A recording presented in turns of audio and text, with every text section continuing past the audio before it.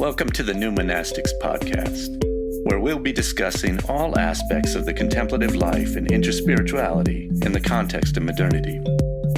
On each episode, we will choose a topic to explore with one of today's leading teachers or thinkers. The New Monastics Podcast is a project of Charis Foundation for New Monasticism and Interspirituality, which is dedicated to the emergence of a newly conceived contemplative life of embodied spirituality and sacred activism.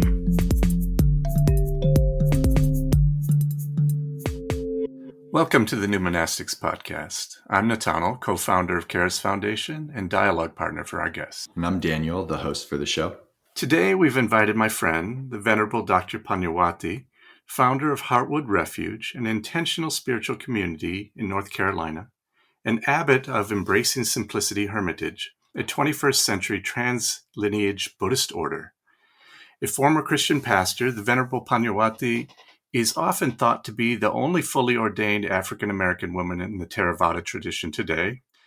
She is also ordained in the Mahayana tradition and has Vajrayana empowerments and authorization to teach. Welcome, Venerable Pannavati. So happy to have you with us. Thank you.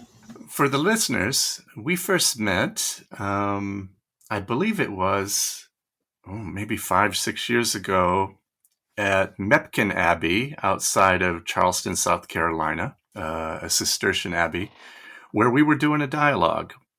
And you were not very well known to me at the time, and we hit it off during the dialogue, and you started to give us some of your background. And then I learned that you had been a Christian pastor and had been through many different incarnations, as it were. And so maybe you can tell us a little bit about your background and how you came to be a Buddhist teacher. Okay, but first let me answer your question. We had to have met before then because you invited me out there. That's how I got to Mepkin. No, we'd heard of you.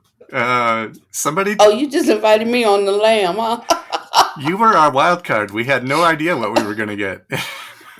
Oh, geez, when I got there, I felt like I knew everybody, from somewhere. So probably did. I mean, we fell right in, and it was all wonderful. So how I actually, encountered the Dharma, Buddhism, is I was a Christian pastor, and I was noticing how every Sunday, you have visitors, but every Sunday, all of my congregation, when I made the altar call, would be running to the altar, and falling down. There'd be no place even for visitors. And I was saying, like, something is wrong with this. Why is it that we are always needing a miracle? Why is it that we're the first ones week after week after week? What about that part that says that we could come to the fullness of the measure of his stature? And that's what I was looking for. And so, when you pose a question in your heart, you actually pose it to the universe, and an answer will come if you are really willing to listen, to hear the answer. And my answer came by way of a vision, and it's kind of long vision, so I won't tell the whole story. But the end of the vision was, if I wanted to know, I was going to have to step out of the organized religion as it was, and I was going to have to enter some uncharted territory. And I was willing to do that. So that answer came, I posed that question, I think it was on a Sunday. I got the answer by way of a vision on the following Saturday. And the next Sunday when I went to my service, I packed everybody up, took my congregation to a friend's church and said, I have to leave you there. I can't take you with me because I don't know where I'm going. But the one in whom I believe told me to walk through that door. And that was how it happened.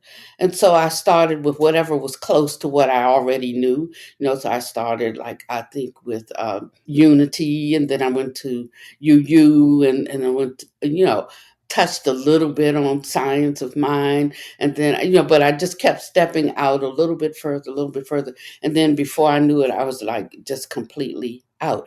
Being out doesn't mean that you forget everything that you have brought with you to this point. But I could no longer rely on that. That would not be my compass for my future direction. And so that's how it happened. And it took a long time before I encountered Buddhism. I thought Taoism was it, and I stayed with Taoism for a number of years. But I kept hitting this ceiling, and kept thinking there is more, there is more.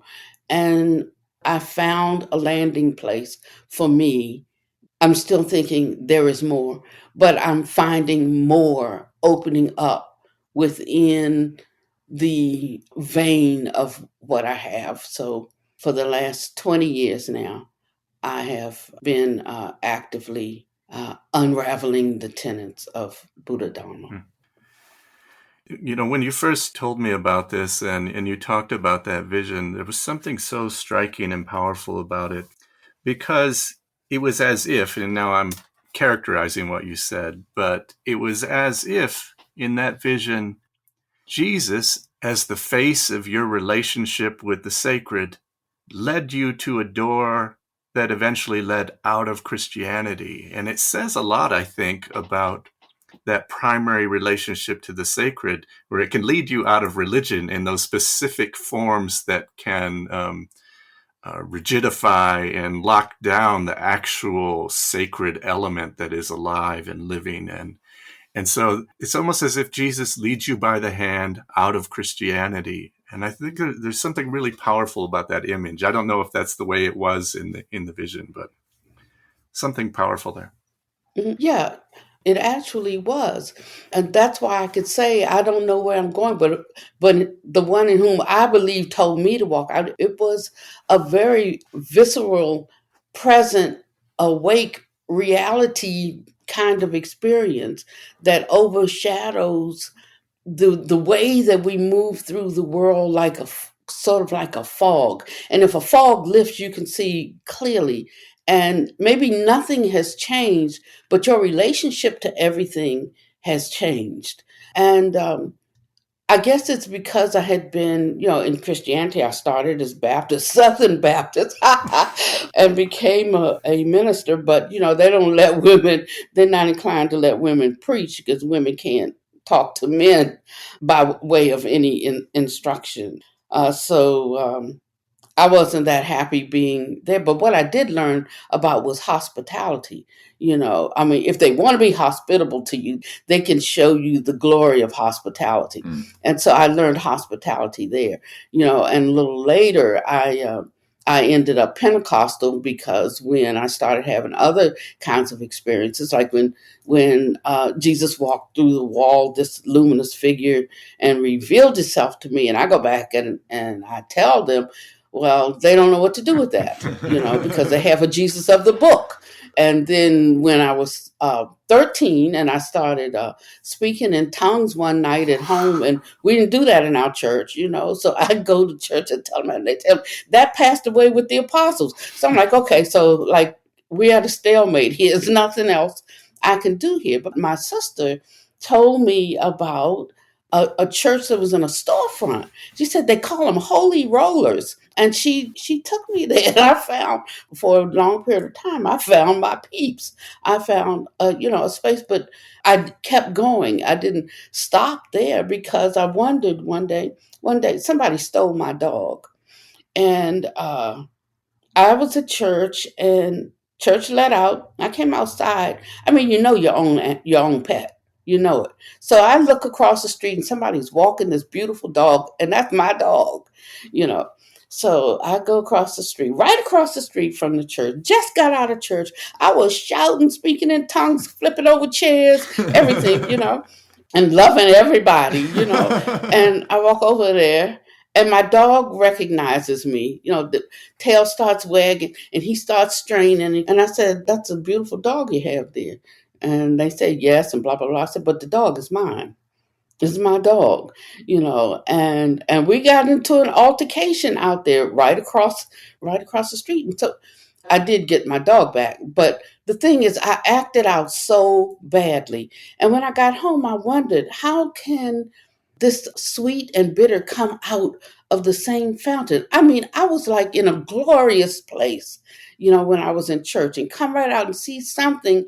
And I had no skills or abilities, to manage myself or the vitriol and the anger that came up when I encountered this situation. And so I said, I need more. I mean, I look at the example of Jesus and how he suffered things to be so for the sake of living beings. I want to be like that. Mhm. Does that quality reside in me? You said it did. How do I bring it forth? And so that just kind of reinforced for me that there is more to uncover my true nature. Yeah, so it's those kinds of things I carry with me when I was wondering, going to that dark night of the soul. Did I get a wrong message here? All of the questions that you have when you're suddenly traveling, when you're traveling alone, Mhm. and everybody's telling you you've left God, you're going to hell, all of these kinds of things. And these are people who don't even go to church, Well, that Yeah. brings me back to something, that you started with. So I grew up a Pentecostal Christian, first in evangelical church and then in a Pentecostal church, because when I was maybe 6, my dad, who was a very serious alcoholic, got saved. And it was a real conversion. Hmm. The image was really powerful. I remember he told me when he was a boy, he was dying in a sanitarium with a split liver. I mean, he was an alcoholic to that level. And he heard God knocking on the doors of his heart. And he has this conversion experience. And so after that, I see my dad again. I didn't really see him before that. And he takes us to church, on the weekends when we'd go to stay with him. But I remember being maybe 12 or 13 on a Sunday. And every Sunday when there was an altar call, my dad would be down there. Every Sunday. Pastor would ask if anybody needs special healing. Every week, my dad. And I started thinking about that. And I witnessed some pretty powerful things then. My father spoke in tongues and beautifully. There was a beautiful language would arise. And I saw him baptized in the Holy Spirit and then would watch him fall and, interestingly, bounce. Yeah. Some pretty powerful things. But I began to wonder, when he was always down there in tears, whether he thought he could sin bigger than God could forgive. And there was something interesting and disturbing about that to me. Was this working? Now, something had worked and something was powerful. That's all true. But it comes back to something you were saying about witnessing they're always down there. And in what you were just last saying about, the bitter and the sweet, and being able to, in one moment, to be in this ecstasy and in the next moment to be acting out. It occurred to me in that Christianity that I grew up with that there was a lack of method, a lack of the how, addressing the how do we become a different person, because we gave it all away to Jesus. But then it was almost as if we gave away responsibility for taking ourselves in hand. There wasn't a lot of how. Is that connected to what was kind of leading you to the next? Yeah, and I have to say, I knew it about you.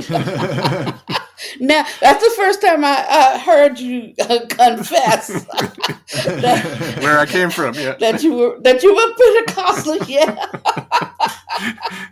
You knew it, right? Yeah, I did. I did. So, yeah, I think that's what has attracted me and what has kept me squarely in the Buddha Dharma, because the sutras are methods. They're methods by which we discipline ourselves, by which we search out what our true intention is, by which we can measure. We can measure our progress, and then there can be some attainment. I think it's like the difference in how we understand refuge. Because at those times, it was like I was a baby and Jesus was my parent, so wraps me in swaddling clothes and holds me and carries me. But at some point, when you have a child, you want your child to grow up and become a man, to have his own qualities and attributes. You want him to do even better than you do in life. And so this notion that, we are like babies or like the shepherd that holds the lamb. Okay, that's okay for the beginning, but you got to grow up. Mm-hmm. You're going to be shorn. You got to walk places. You just have to do things. And so I think that this mentality of it's not who I am, but whose I am, Mm. you know, qualifies me for everything. And we got stuck in elementary school. And what I like particularly about the Dharma is that's it. It's like all method, but part of the method teaches you about attitude. It teaches you about fortitude. It teaches you about refuge. And as you go through these different aspects of training, you come out complete lacking in nothing, or you uncover your own intrinsic nature, which is no other than that which you seek. So this is where I think there's a little of falling down or misunderstanding or misapplication or misinterpretation of the sutras. I love scholars, and I love saints. But I think that scholars live in the in between space, which is like our present reality. And I think that saints are more concerned or connecting that which came before birth and that which follows death. So it's like a long shot, a long angle versus like just that little intermediate passing through place. And sometimes we have to decide like what our path is. Although I'm educated, that's for this momentary space, and I don't take the path of a scholar. I take the path of a saint. So I have a more of a long range view of life and the purpose of life and the meaning of life and how to walk through life. And life doesn't just mean this time that I'm here presenting in this body as Pannavati, but what came before that and what survives after this life. So my view is pretty long, and that makes me able to tolerate the shifts and changes that I have to make as a human being to reach my long-term goal. I said to you the other day when we were talking that I had been thinking about what my legacy would be, because you always like think of what you've done in your life and what you've accomplished and has that been meaningful and so forth. But something has shifted in me that I'm no longer thinking about that. I'm thinking like I want to leave no footprints in the sand. I didn't want anybody's footprints. I wanted to carve my own way, do it my way. I wasn't being belligerent or rebellious, but I had some type of internal compass that was leading me in a certain direction. I could walk with you as long as there was a jive there, but when there wasn't, I could quickly make a departure. And I want that now for everybody. I don't want to lead anybody, other than by my example. By my example, I do. But in terms of them having to do what I do the way I do, or carry on or finish something, I'm no longer thinking, nothing like that. My Buddha master passed a couple of years ago, and he gave me a charge. And at the same time, I had taken maybe 8 or 9 people with me, and he also gave them a charge. But I had met with him many times, and he was specific about the charge. And then he leaves the body. And I'm thinking, what? Because I can do my thing, but now you've given me something to do, and then you leave, you know. And I'd been a bit upset about it, because I felt that he left me right at a time when I was vulnerable, when I needed more direction, instruction, and when I had finally surrendered because I don't belong to anybody. I didn't want to belong to anybody. Didn't want to be under anybody. I'd worked my way out of all of that over the last 20 years, and here I was like totally submitting myself to somebody. It's so crazy. But there was something there that he possessed that I wanted.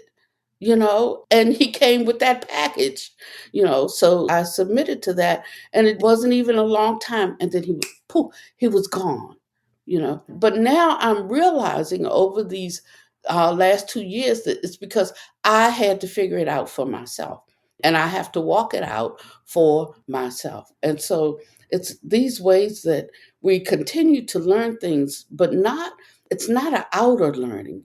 It's an inner development where you just start unpacking yourself. The thing is that as you keep unpacking, you find that there's nothing left. And it's that you realize that you're really trying to get to. I'm trying to get out of all the things that comprise myself. And there is it's not union or harmony with the universe, it's just the universe itself. Some of these things, like, they get beyond words, but you get an idea, you get a flavor of something, you get a taste of something. And at that point it gets pretty difficult to, like, talk with people who are not looking for that, people who are not asking the question. I mean, you can't answer a question that hasn't been asked. I mean, you can talk at somebody, but if they have not really asked the question, then your words can only be a seed at the most. And when the time is right, then that seed gets watered, there's a little sprout. And, that's the way life is. Yeah. A question is a little bit of cultivated ground to place the seed. It's an opening. Yeah. And asking. One thing that's really clear in everything that you're saying, and I want to use this to qualify something, we're talking here about a kind of attunement of the spirit, a listening for a whisper that is between the forms. And so, when we talk about moving from Pentecostal or Evangelical Christianity to Buddhism as if, one is superior to the other, it's not really what we're saying. We're not comparing Buddhism and Christianity. It's about following an authentic voice. And that voice is not contained. And it leads on an evolutionary path, a path of continual unfolding. And it's never stuck. We get stuck. And so I just want to, note to people, we're not talking about, oh, well, Buddhism was better because it had a how. There's a how Christianity. But I wasn't in it, and it wasn't quite the place for me. So talking, I think, a little bit more about that, following those whispers of the spirit, wherever they might lead. And that's a brave path. It's a braver path. Okay, so I agree with you 100%. And I have an alternate view. We like things to be like this or like that, but things can be like this and that, and actually maybe like neither this nor that. And that's a safer place to be. It just makes us uncomfortable because we already have a position. And so that was a Buddhist structure, by the way. So I'm learning to take that posture of this and that, and neither this nor that. If I'm going to be a kindergarten teacher, if I'm going to be a 5th grade teacher, if I'm going to be an 11th grade teacher, I have to have a minimum credential. There's a certain amount of training I just have to have. And even though 11th grade is higher grade, and I'm teaching higher principles or higher things, the kindergarten teacher or the 3rd grade teacher still has to have the same complementary education. And so I think of what we call religion and its religious structures, something like that. There is a minimum requirement. However, it doesn't matter whether I'm going to teach 3rd grade because I like 3rd graders. And it doesn't matter whether I'm going to teach 11th graders. So some religions are structured around some principles for the 3rd grade and some for the 11th grade. So it depends on the propensities of the hearer, what they are attracted to, And when I first go to an 11th grade class, if I just graduated from the 3rd grade and go into the 11th grade class, I might not be able to relate to that at all. But if I was passed to a fourth grade teacher, I could get the principle, because it's delivered in the way that I can understand it, in the way that I need it, in the way that it meets my capacity.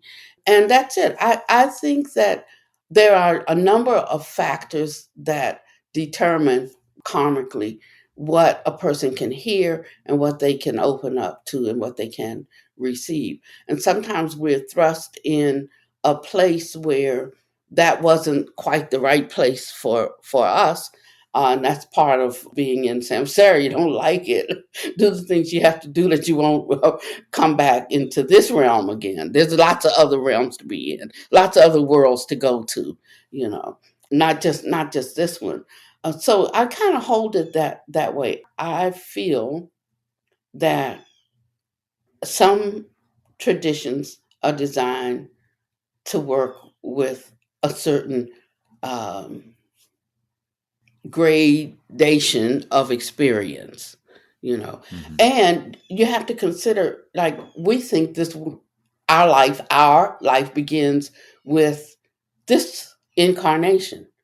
But if you hold a view, or you have some proof, not just hold a view, but you have some definite proofs that there was a consciousness coming in that has certain experience, then from an early age, even as a child, because it started with me when I was 6.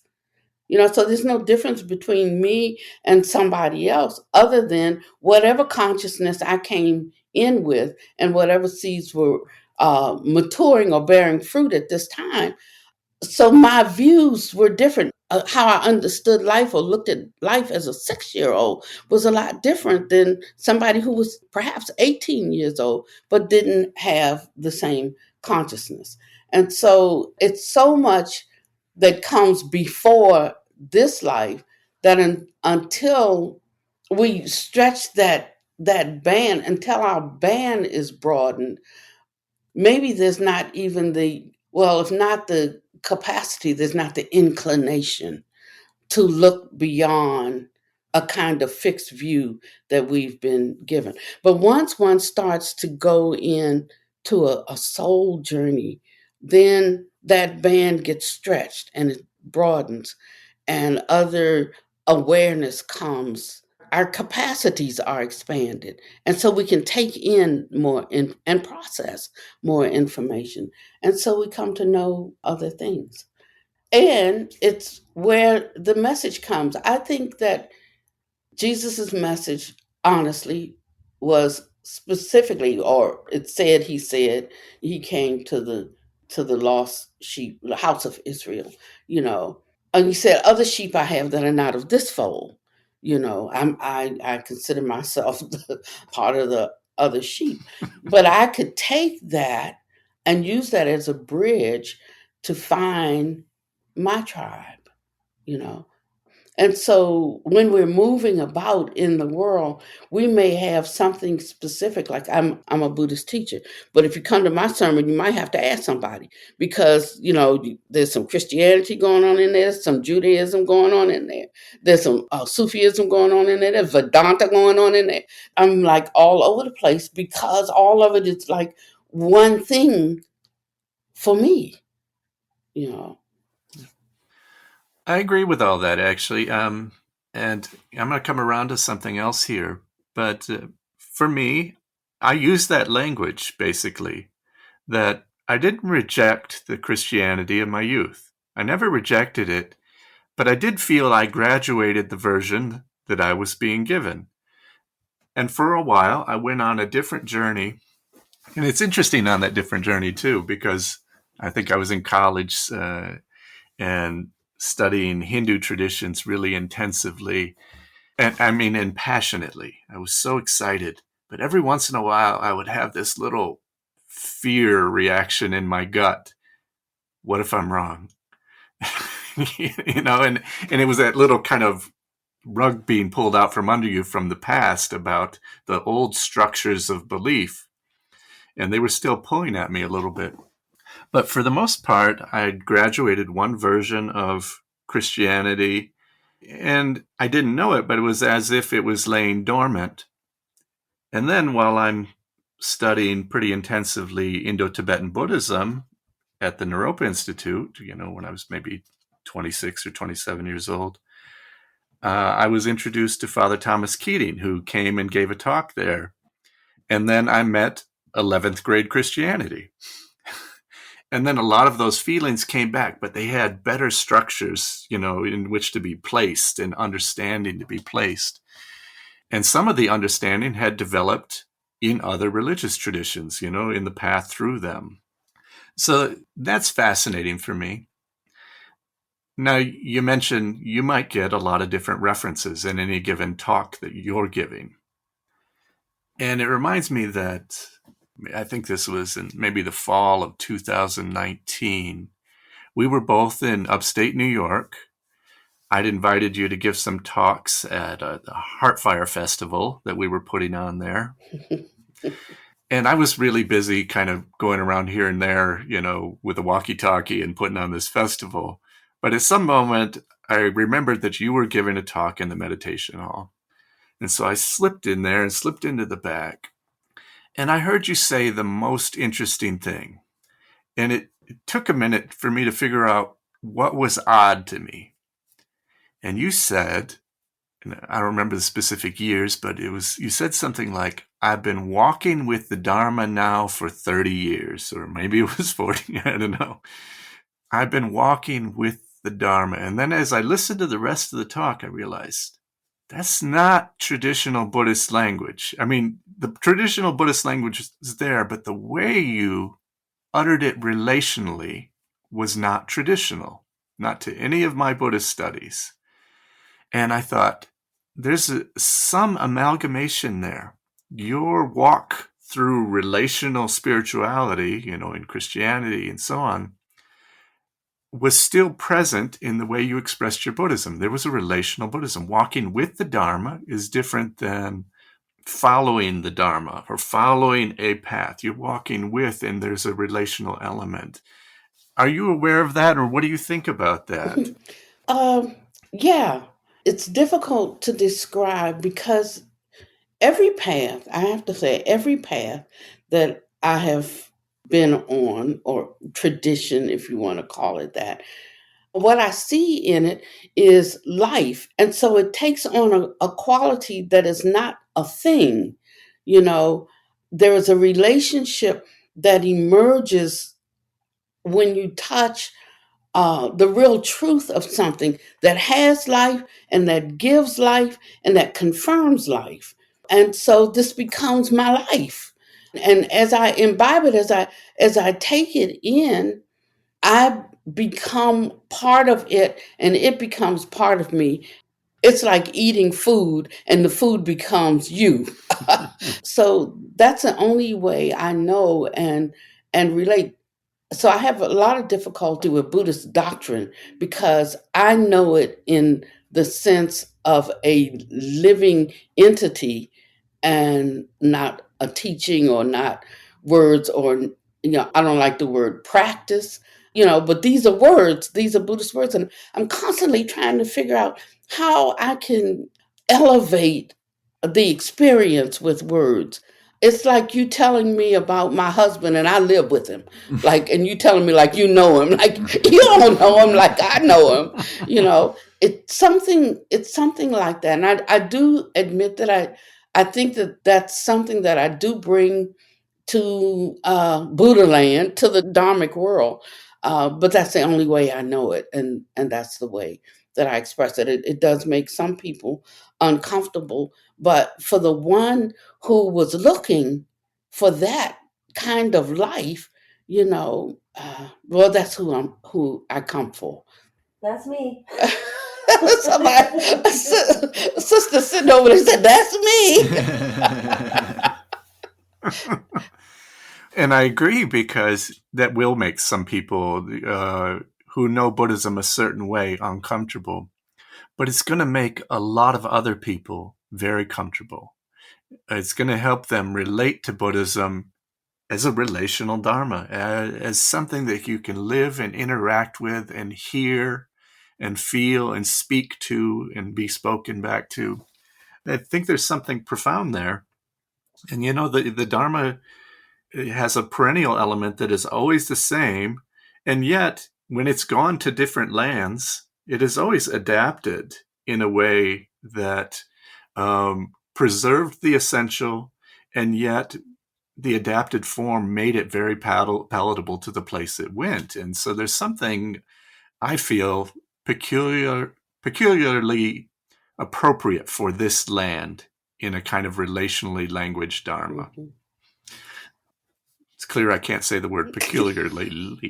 It just won't come out. I can do that good because I make up words all the time, If you're enjoying the episode, please consider subscribing to our Patreon to help support the production of the podcast. Subscriptions begin at $1. All patrons receive access to bonus content, curated resources, and exclusive patron events, including live Q&As. For more information, please check out the Patreon link in the show notes, and thanks for listening. Now, I want to go a slightly different direction. As the abbess of the Embracing Simplicity community, which, is languaged in like your bios as a trans-lineage Buddhist order, and you have empowerments in Theravadan tradition, the Mahayana and Vajrayana. What does it mean to have a trans-lineage Buddhism? Is it amalgamated? How does that work? Well, that's sort of for the people who need something, who need a box to put themselves into, like I'm Theravadan, I'm Mahayana, I'm Vajrayana, because they were introduced to the Dharma. But they're sort of like denominations, and there's some aspect of the Dharma that they were introduced to, and their teachers felt that this was the way that they could get concepts across to their congregants or their listeners, and then that becomes a lineage, or first a school of thought, and then it becomes a lineage. But the Buddha didn't have any such thing. He didn't have any schools. He didn't have, any lineage except the lineage of the awakened one. That's it. So that's what I'm interested in. And most people think that that's sacrilegious, but I mean, you just got to know your own scriptures. When they asked him, Vajragata, is that right? Asked him, is there anybody awakened besides you? And he went on, I have lay males and females and monastic males and females who've all attained. And so Vajragata said, oh, great, then I'll join your group. But if it had only been you, I wouldn't be interested. Well, I feel the same way. I could do bad all by myself. So if there's not an opportunity for me to come up, I remember my desire was, when I posed the question, was how do I believe that this is true in the scriptures, that we can come up to the fullness of the measure of your stature. Where is that path? How do I do that? That's what I wanted. My Savior, good job. When I die, I believe I'll go to a Christian heaven. So I'm not worried about that. I mean, if that's as far as I can go, I'm okay with that. But right now, I'm feeling that there is somewhere else that I can go, that a Savior didn't have to take me there, and I'm looking for that way, to undertake that development, that training, that kind of cultivation, to have the kind of mind that wants to save all living beings. There's some people I want to save, and some I feel like they just have to die for things to advance. And that's just really, really true. You're not going to change some people's minds about some things. You're just going to have to, have patience and let time take care of some things and create another opportunity to bring something forth. Now, that's not a hateful mind. That's not a killing mind. That's just a realistic mind that I'm not going to change everybody's mind. Mm-hmm. So if that's the case, then I'm going to have to develop something on my side that allows me to hold my faith and my goodness in a certain container and a certain structure in a certain way, and that patience will be the force that allows me to hold it until the passage of time and the right opportunity presents itself, that something can be different. That's what I mean. It ain't about not about killing people, but like his mind's not going to change it up.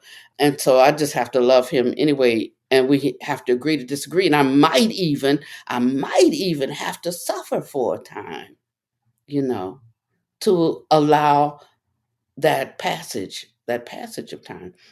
I try to think like that when I am reading something, like what is the real meaning behind it?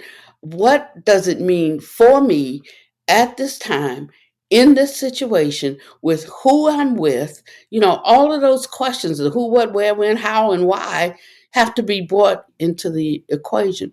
And so I think that developing this kind of intimate relationship, if you haven't seen that kind of love, maybe you don't know what it is. I call the Dharma like a friend that sticks closer than a brother.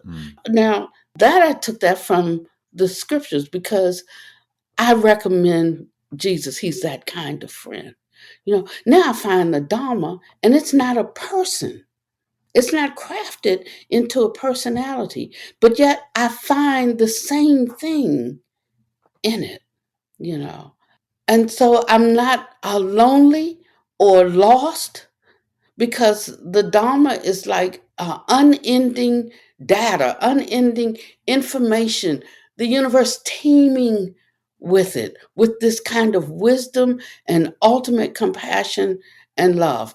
Sometimes I'm embraced by it, sometimes I'm overcome by it, sometimes I'm feeling for it, like, where is my friend?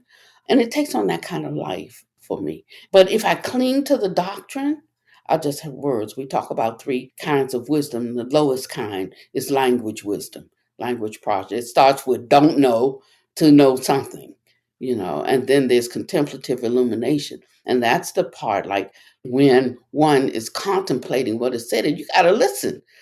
Somebody's talking and you crafting your response in your mind. Or, as a word comes out, you got a word going forth about, well, what I think and what I believe. No, listen, and then ponder what you heard and let it sit there for a while, and then see if there's something in that you can use. Just don't go straight to like your view, your opinion. I mean, everybody's got one. Who cares? And so just being still enough to listen and let something wash over you and see what you get out of that.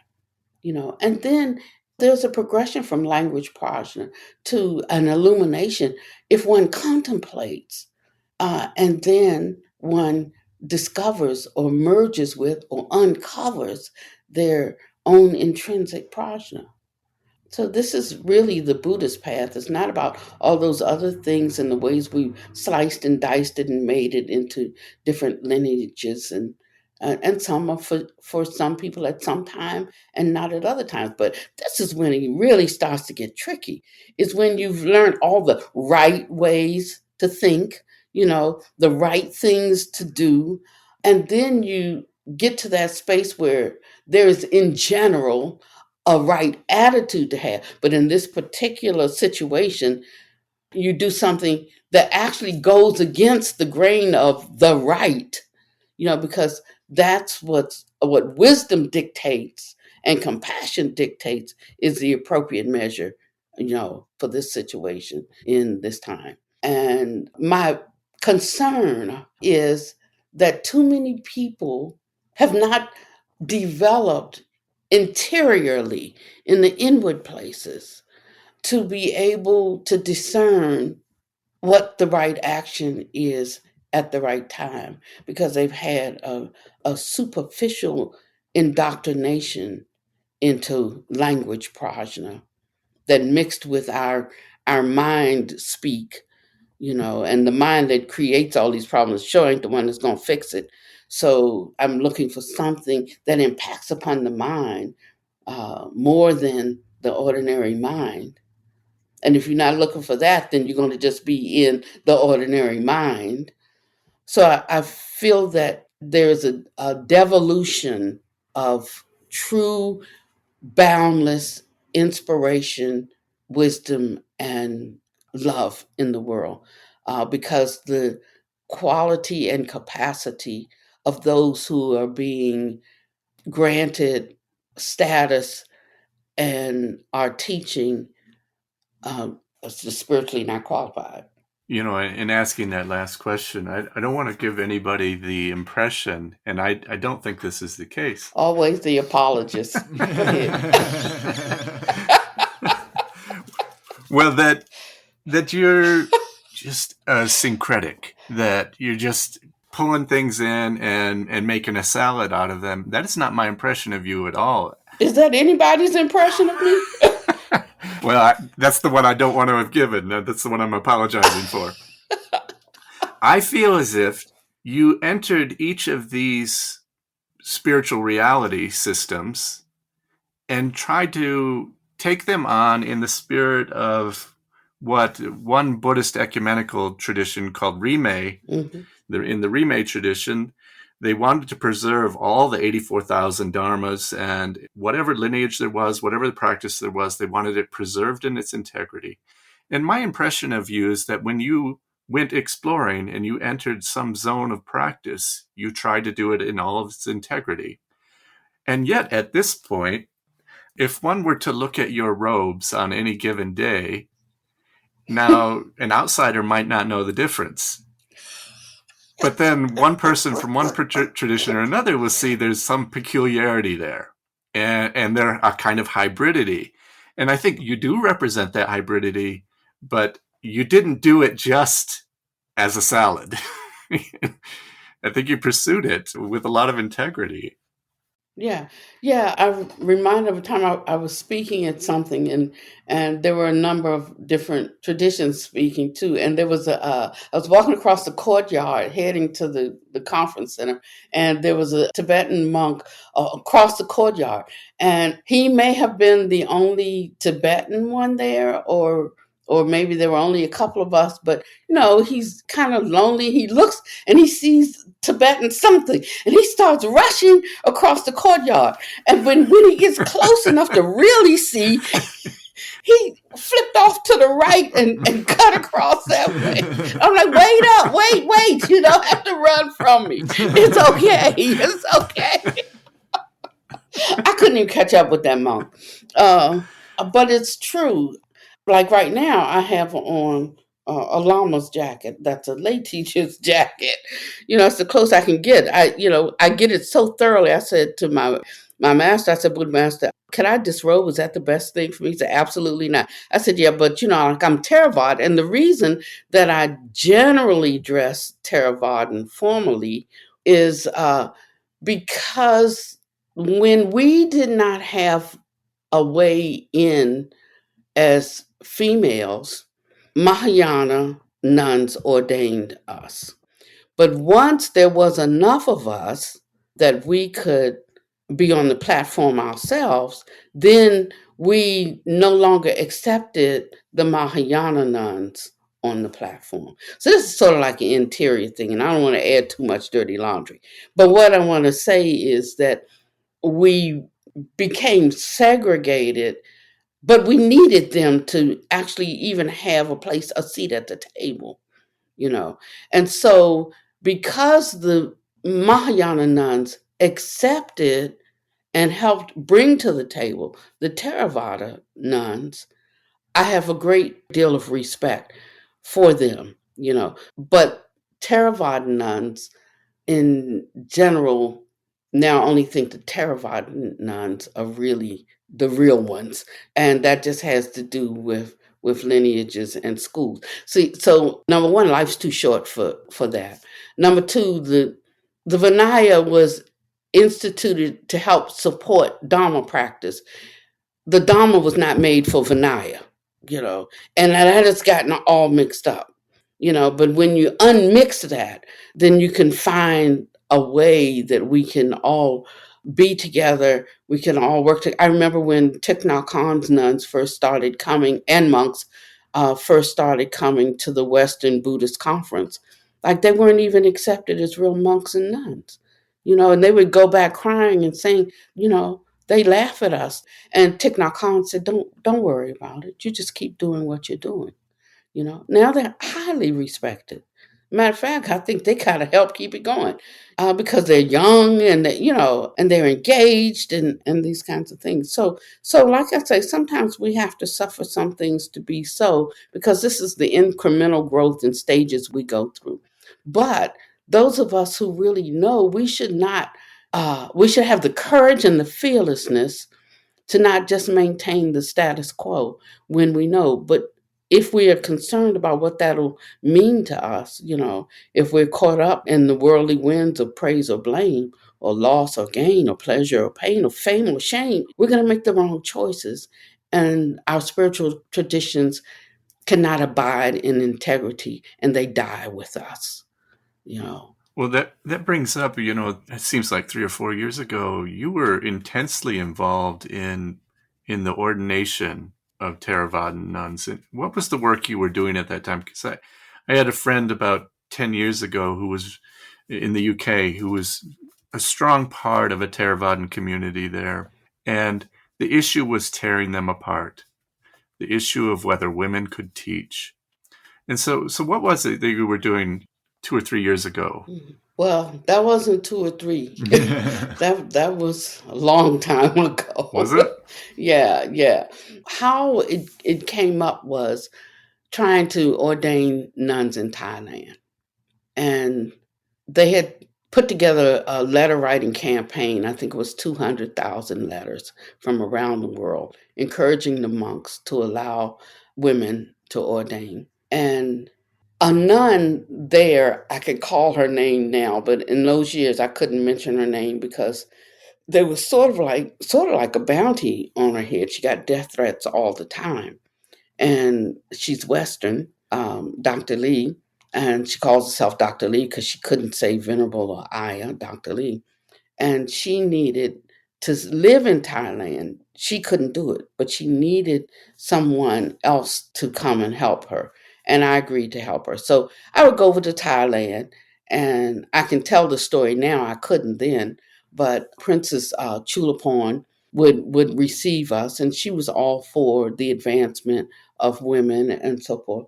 And she would kind of help us to be able to get there, find a little hovel in the forest or somewhere, and we would ordain women. She didn't have anything to do with it, but at least I knew I wasn't going to die when I went over there because the princess had some protections for us. And I would ordain a few, and then I get on a plane and come back. And I go over every once in a while and give trainings. And Dr. Lee was responsible for training them on a daily basis. And that's what happened. So one time I'm getting ready to go, and they have these 200,000 letters, and they want me to take them and present them to the monks. And that's like an off with your head. I'm like, I'm not doing that. I'm not writing a letter. I'm going over there and I'm telling you there are Thai nuns in Thailand because I'm ordaining them. You can't say they're not there. They're there. And we just did that. So I ordained about 50, and now there's maybe 500 there. And that's how I originally became known. At the time that I was ordaining, I didn't have the required number of years. So then I had to get my Upajjhaya, my Pavatini, to give me a letter allowing me in her stead to ordain them. And that's what I did. And so that's how that got started. Now, just a month ago, we did a Cambodian ceremony. And so the first female Cambodian monk is now installed in a Cambodian temple here in the United States. So these are groundbreaking things. You don't have to be a big famous temple. It can be a small temple. Big things can come from a small place. And so this is how we have to think about it, not in worldly terms, like political terms and what does it mean, but really having the fearlessness to do what one knows is right, regardless of the cost. So because I'm so much off the cuff and willing to do things that might make traditional bhikkhunis, look bad or look like we're not being submissive or we're not in gratitude, like all of that bowing to the monks, when they came to my place, I bow the first time. And then I tell them, this is the last time that I will bow. Like if I come to your place, I'll bow because that's your ground, your rules. But this is mine, and we will just agree to mutually bow our heads. But I will not get on my hands and knees and bow my head to you. So I don't want you to be offended. So I'll let you know before you come. And so that's it. So, but you have to have that kind of capacity to be truthful at what you're doing. Otherwise we try to find worldly ways to skirt around issues and to be something that we're not. And everything gets diminished in that process. Hmm. Yeah, it really feels like something is really shifting around this issue with the ordination of nuns in the Theravadan tradition. As we kind of come in for a landing here, I wonder if you'd tell us about what's happening at Heartwood Refuge now.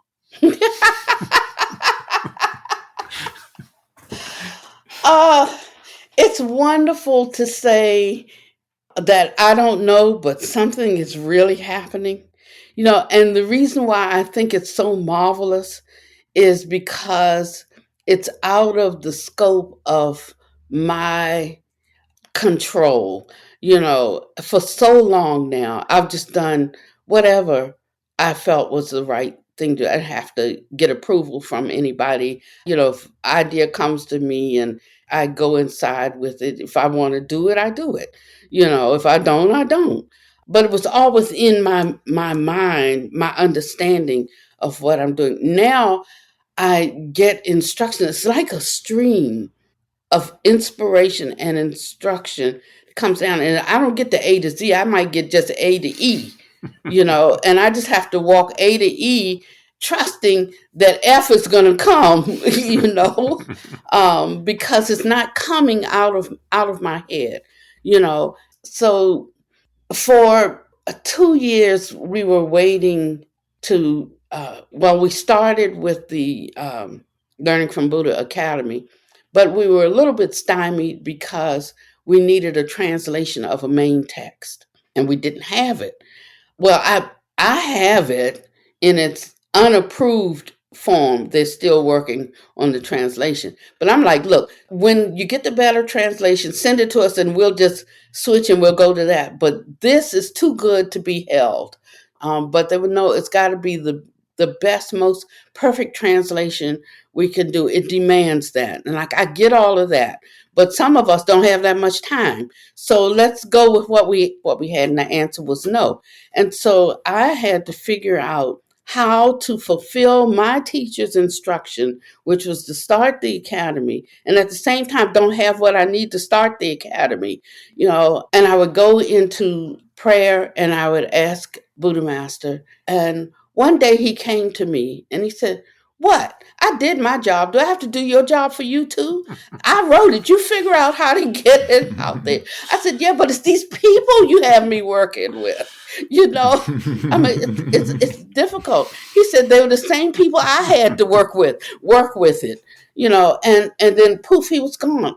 But that changed something for me. You see, that was an in the moment revelation. And I had to get into a sort of intermediate, in-between space to be able to catch that signal, But I did catch the signal. So now we have, I don't know who might see this. I'm trying to paraphrase in the best way I can to get across some realizations that are coming through without having the official translation. We've got like maybe 40 who are enrolled. And I think that what's happening in their life is what's so exciting to me, because all the things that I was trying to do to convey through my thoughts, my speech, my action, my example, the modeling, I couldn't quite get it across because I did not have the wisdom for it. And so now this wisdom is flowing in a way that people are getting it in spite of Pannavati, and that's what's so wonderful. I'm amazed.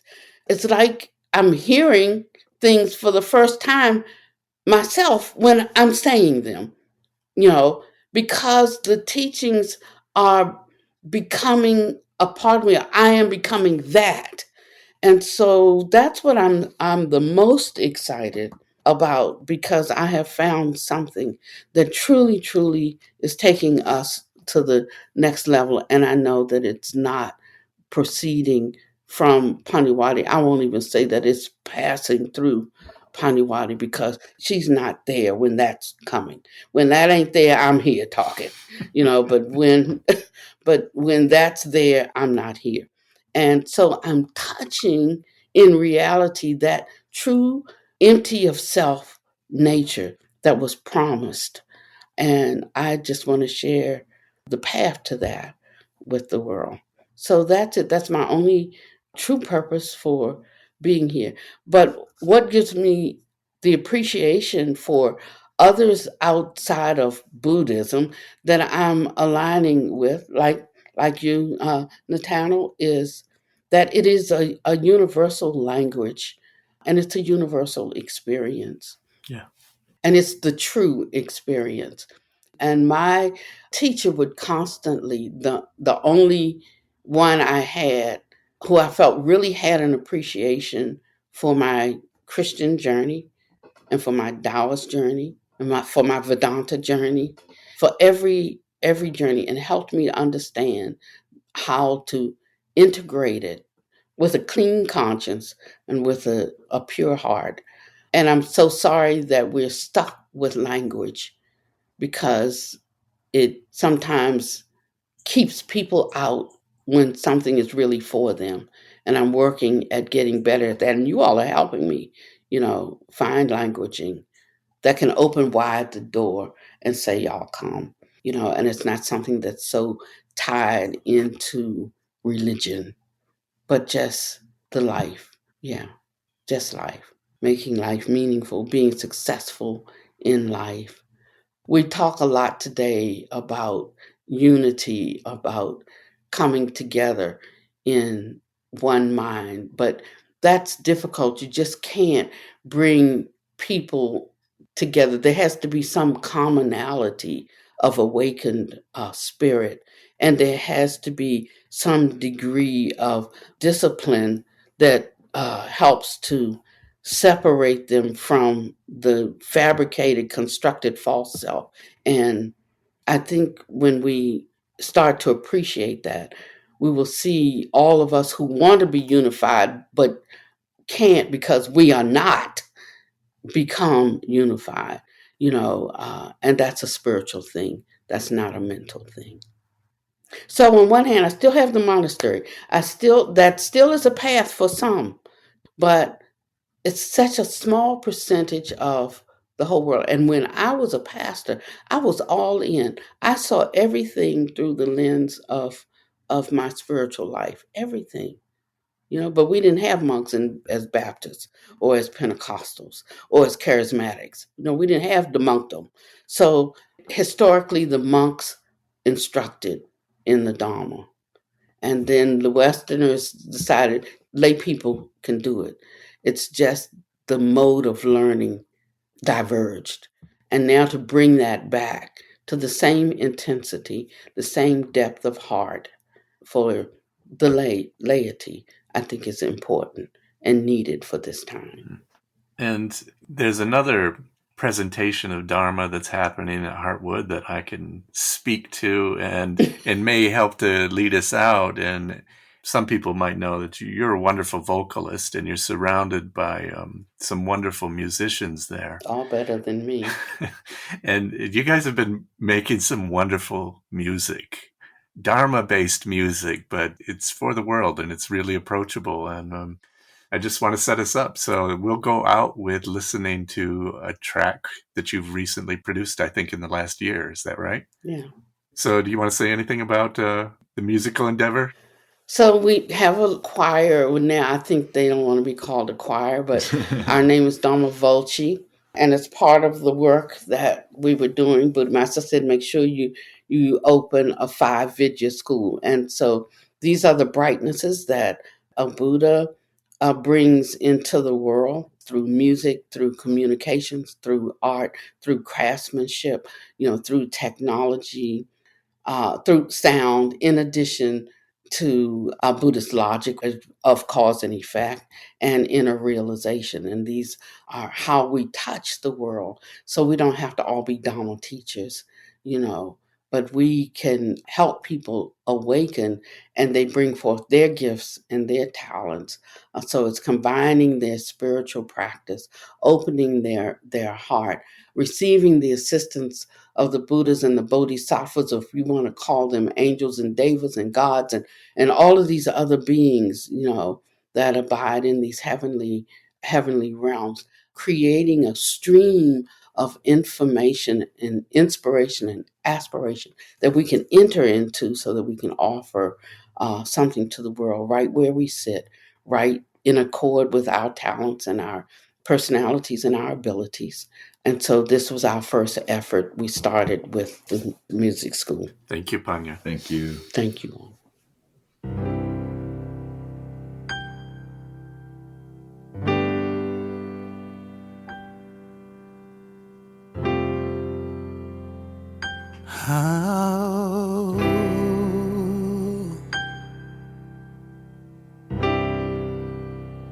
Walking in this Dharma stream, I believe in you, I believe in me. Waking up from this dream, I believe in you, I believe in me. Give me a way to breathe. Give me a way to love. Give me a way to live. Oh.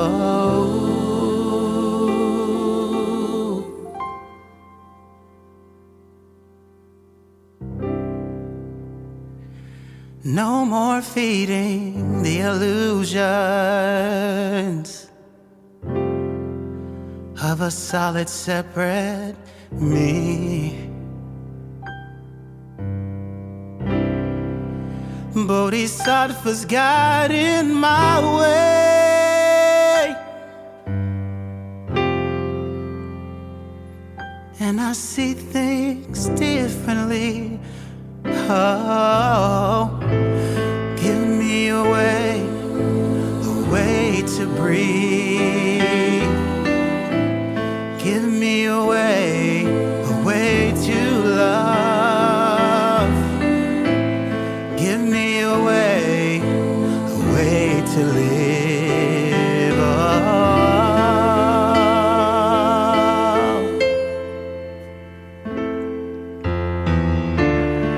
Sitting even in the midst of the uneven, and resting in the don't know mind, reflecting truth, the time is short now. No more blocking out the wisdom, it's been right here.